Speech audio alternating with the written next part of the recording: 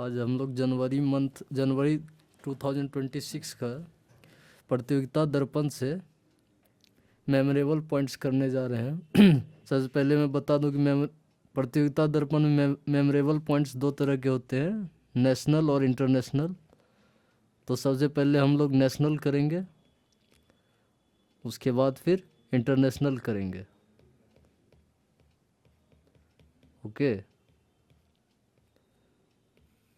now here is the first point from memorable points of January month from Pratyogita Darpan magazine. The first news is, recently which city from India was recognized as UNESCO's creative city of gastronomy? वो answer इसका लखनऊ है, लेकिन सबसे पहले हम लोग समझेंगे कि क्रिएटिव सिटी ऑफ गैस्ट्रोनॉमी होता क्या है। Creative city of gastronomy,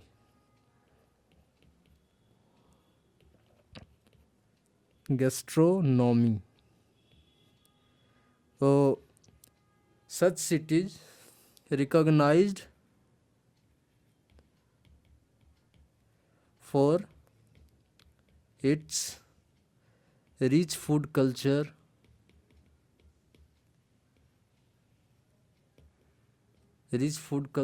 traditional cuisine,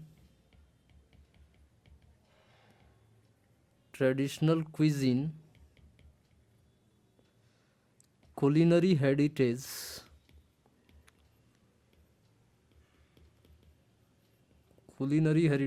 and vibrant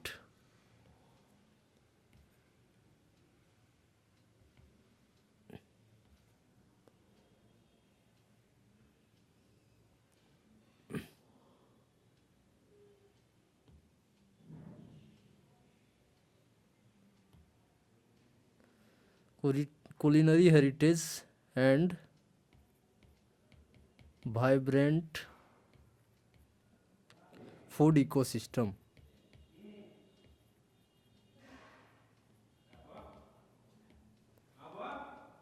features क्या होते हैं क्रिएटिव सिटी ऑफ गैस्ट्रोनॉमी के? फीचर्स क्या है?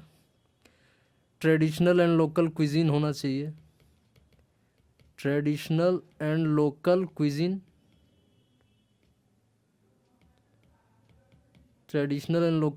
होना चाहिए। इंडाइजेनस इंग्रेडिएंट्स उसमें यूज होना चाहिए,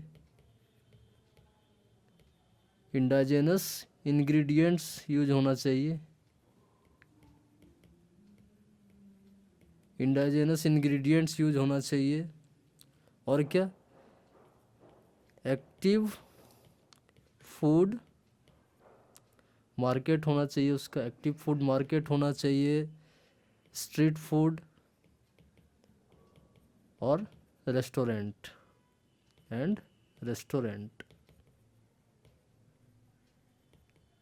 ओके, ये वो क्रिएटिव सिटी ऑफ गैस्ट्रोनॉमी बोलते हैं किसको है। अब रिसेंटली यूनेस्को का 43rd session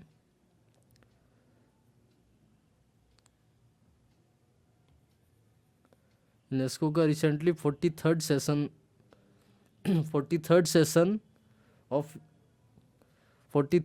of UNESCO general conference हुआ था। 43rd session of UNESCO general conference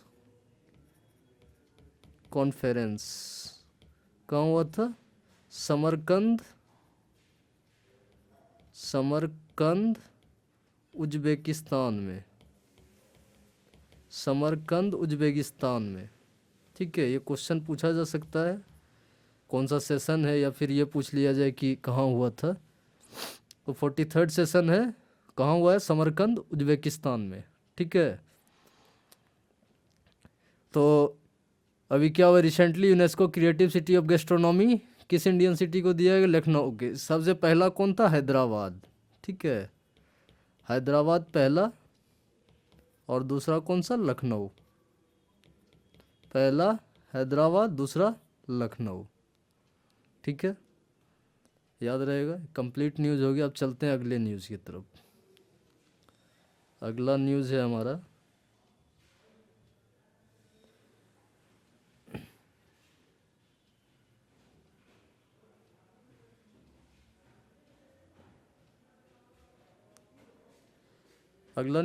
which Indian city first biennial meet of BIMSTEC India marine research network was held. तो सबसे पहले समझते हैं कि बिम्स्टेक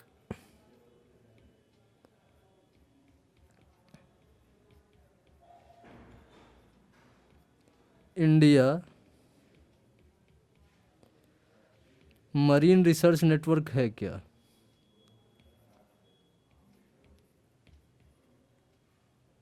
नेटवर्क है क्या, जिसको कि शॉर्ट में हम लोग BIMREN भी बोलते हैं। ठीक है, तो क्या है ये?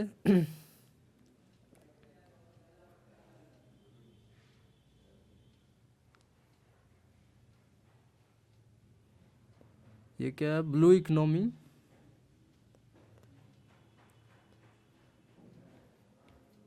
reinforcing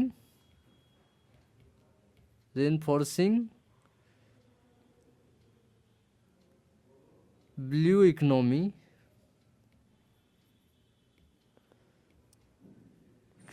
in reinforcing blue economy in the Bay of Bengal region।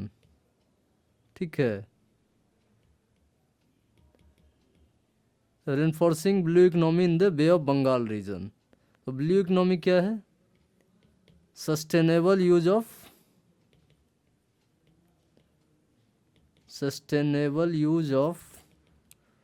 Ocean, sea and coastal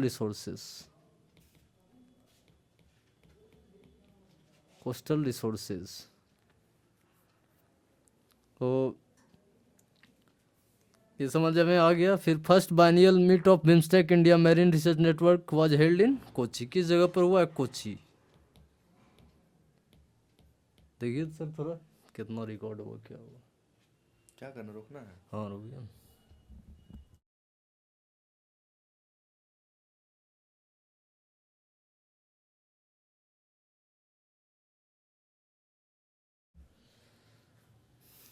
sustainable use of ocean, sea and coastal resources in bay of Bengal region. उसके लिए BIMSTEC India marine research network BIMRAN कहाँ हुआ है? कोची में हुआ है।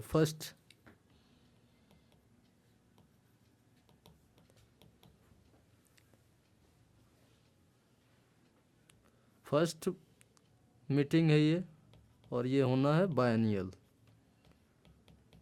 Biennial means 2 years। अब चलते हैं अगले न्यूज़ पर हम लोग, और अगला न्यूज़ है name one stop solution portal launch during the second edition of Naval commanders conference 2025। तो सेकेंड नवल कमांडर्स कॉन्फ्रेंस कहाँ हुआ? नौसेना भवन, न्यू दिल्ली। नौसेना भवन, न्यू दिल्ली। वहाँ पर एक ऐप लॉन्च किया गया। ऐप का नाम क्या है? निपुन, NIPUN। ये शॉर्ट है, इसका एब्रीविएशन है, इसका फुल फॉर्म है Naval intellectual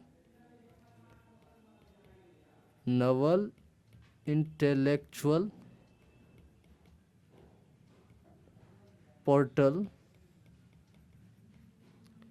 for unified knowledge. What is the work of Nipun? It is an online aggregator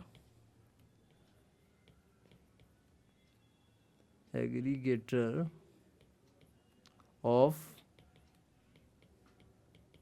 intellectual work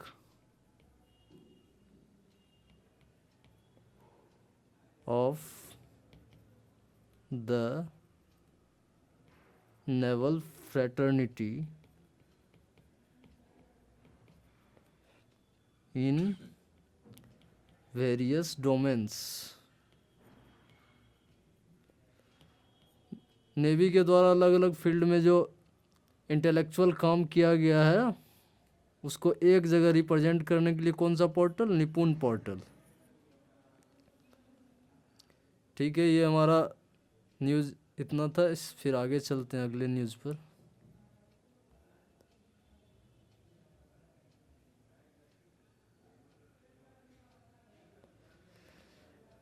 Recently, the Union Environment Ministry gave environmental clearance to Sawal Kote hydroelectric project on which river? सबसे पहले सवाल कोटे hydro electric project question पूछा जा सकता है किस river पर है, तो चेनाब रिवर पर। ठीक है, अब आते हैं कि इन्वायरमेंटल क्लियरेंस क्या होता है। Environmental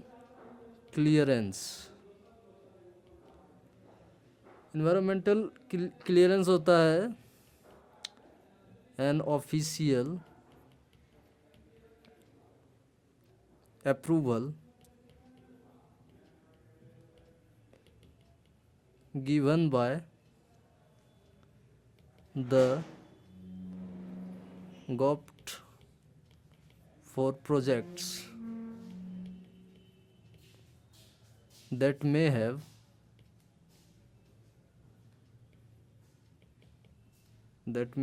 an impact on the environment.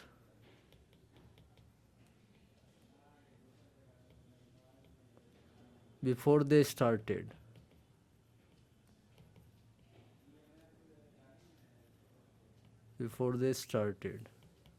In India,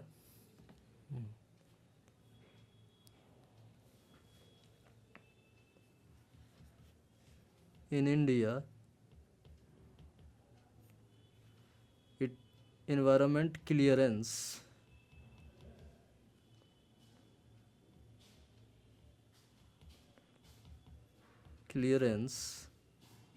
is governed by Environment Impact Assessment EIA notification 2006 under Environment Protection Act 1986।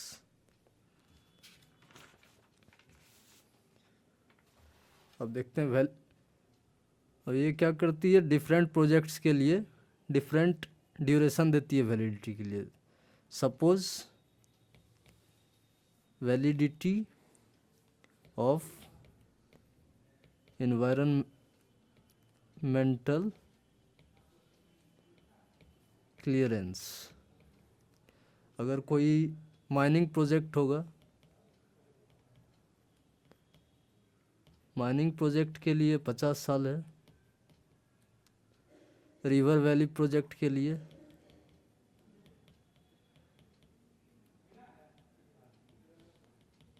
10 साल है, और अदर कोई प्रोजेक्ट है उसके लिए 7 साल है। ये था न्यूज़। अब आगे चलते हैं अगले न्यूज़ पर।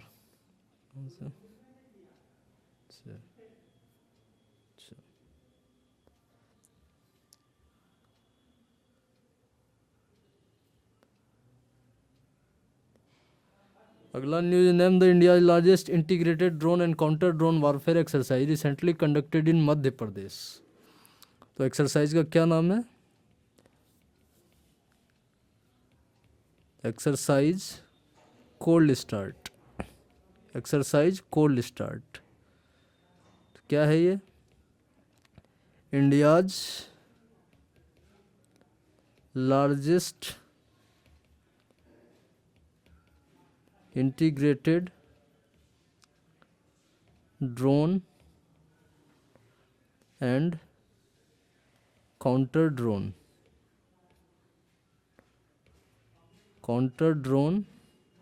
Warfare exercise.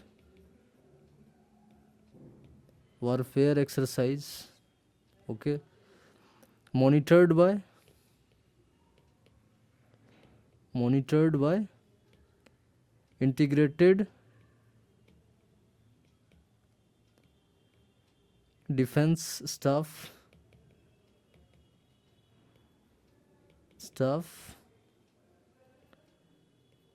headed by Chief of Defense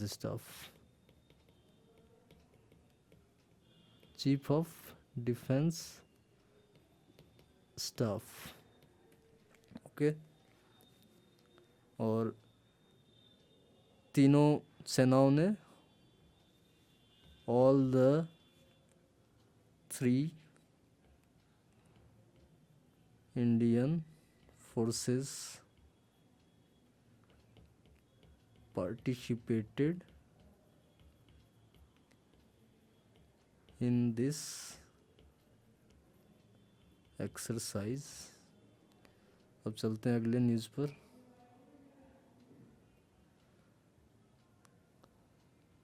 अगला न्यूज़ है operation weed out. Recently news was a pan India operation carried out by. Operation weed out, जैसा कि नाम से ही स्पष्ट हो रहा है, weed out weed means cannabis.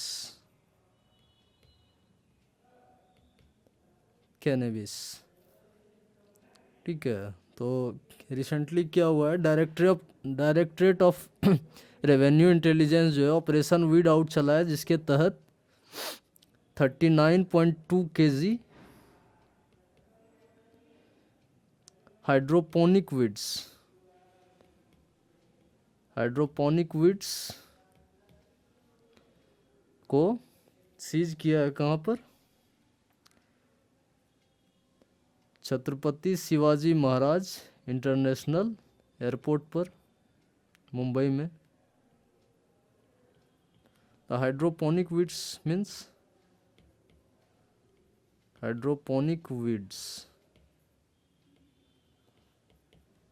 grown in the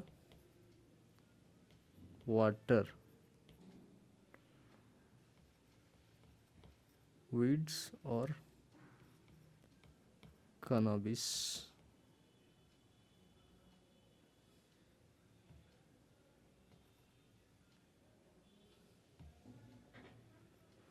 weed or cannabis growing in the water or with the help of water। ये था हमारा न्यूज़। अब चलते हैं अगले न्यूज़ पर।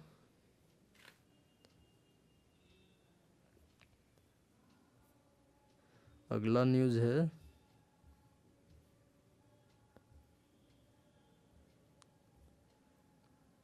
The chairman of recently constituted payment regulatory board is. तो देखिए, ये न्यूज़ काफ़ी इम्पोर्टेंस रखता है आने वाले एग्ज़ाम के लिए, क्योंकि पेमेंट रेगुलेटरी बोर्ड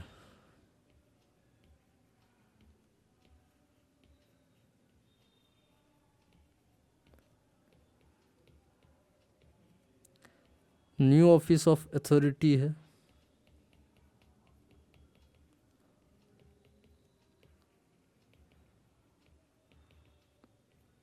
इसके पहले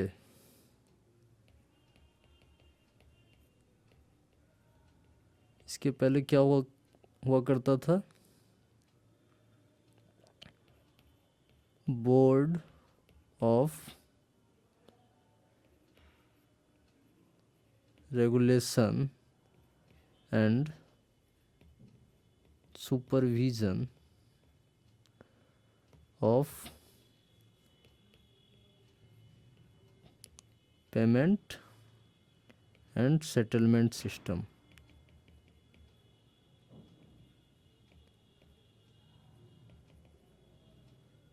BPSS।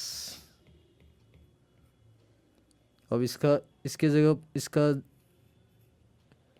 इसको रिप्लेस कौन किया है?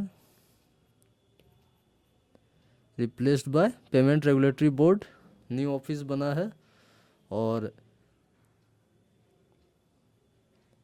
चेयरमैन कौन होते हैं इसके? RBI के गवर्नर।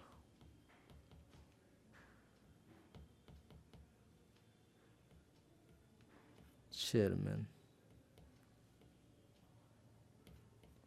ये न्यूज़ तक काफ़ी इम्पोर्टेंस रखता है ये न्यूज़, क्योंकि ये एग्ज़ाम में आने के चांसेस हैं। तो अगले न्यूज़ पर चलते हैं। India's first AI based commander centre for pilgrims was launched in Tirumala.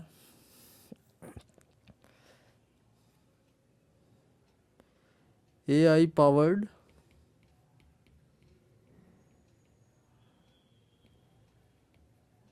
integrated command control center ICCC। इसमें होगा क्या? ये कहाँ इस्टेब्लिश किया गया, लॉन्च किया गया? तिरुमाला टेम्पल।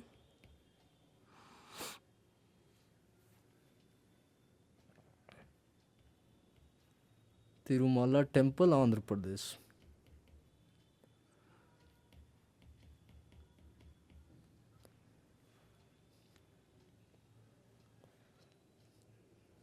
अब अगले न्यूज़ पर चलते हैं और अगला न्यूज़ है हमारा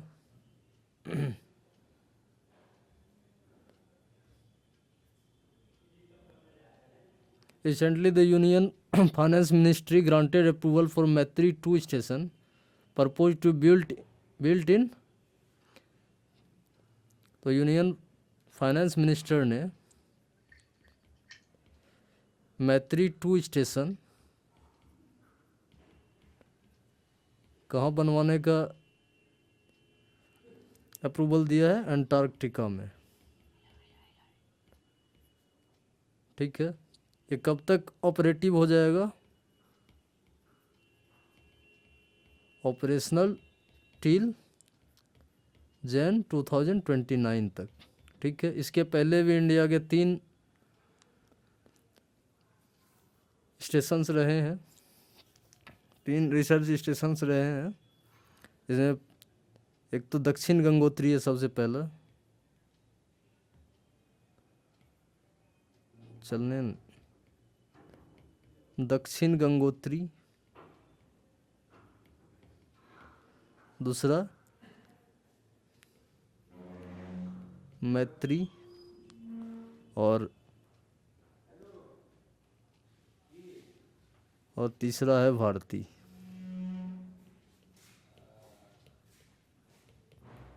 तो जिसमें कि मैत्री को 1989 में इस्टेब्लिश किया गया था, दक्षिण गंगोत्री को 1984 में और भारती को 2012 में।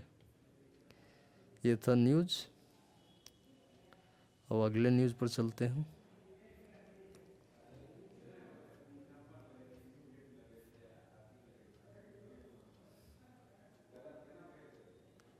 अगला न्यूज़ है India's first private helicopter assembly line is being established in. तो सबसे पहले समझते हैं कि हेलीकॉप्टर असेंबली लाइन क्या है।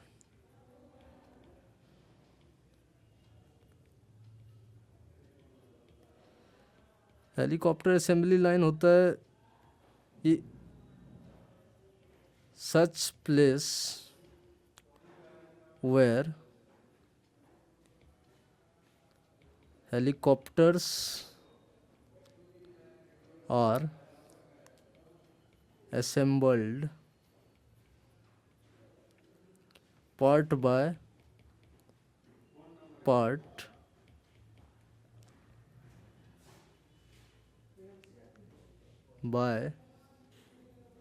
in a systematic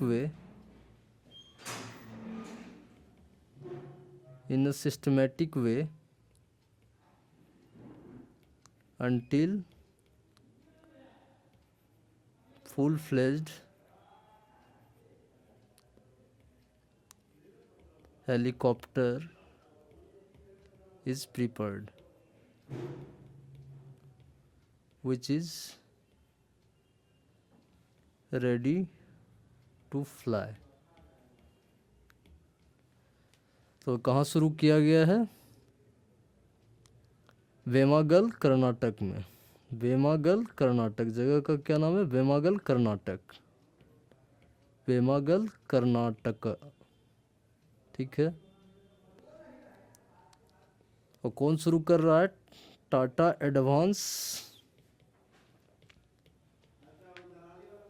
advance system limited, TASL। Okay. और ये कहाँ डिलीवरी करेगा? साउथ एशियन रीजन में भी डिलीवरी कर सकता है हेलीकॉप्टर्स को।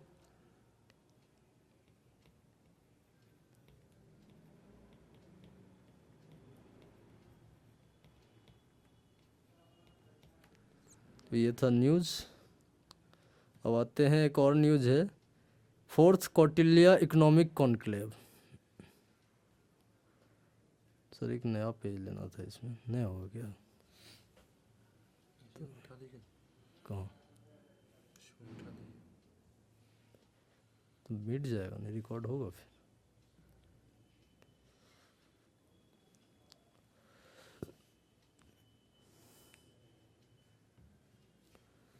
Fourth Kautilya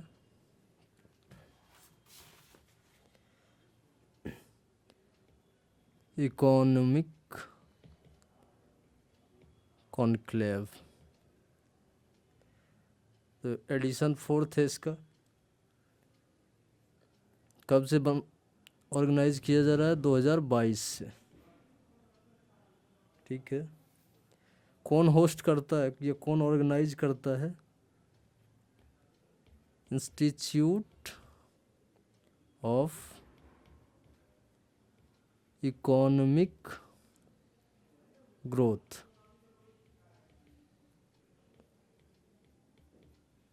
IEG plus union ministry of finance.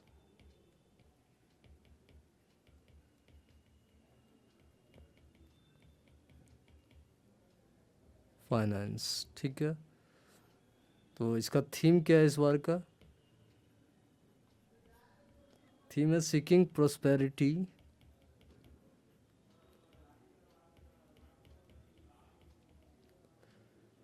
In turbulent times.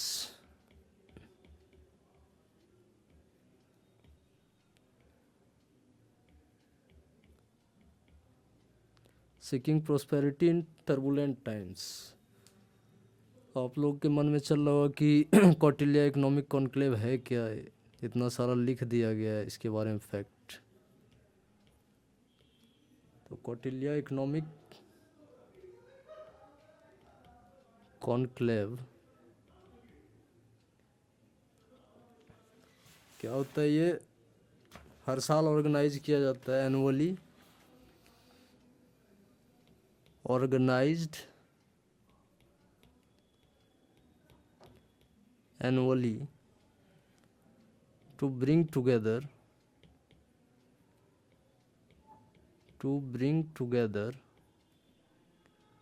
economists, policy makers,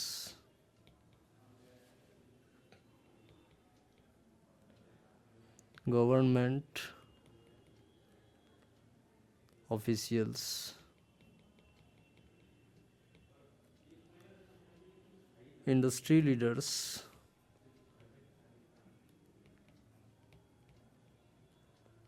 academicians,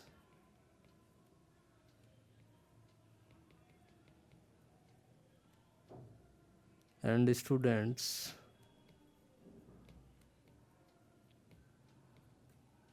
to discuss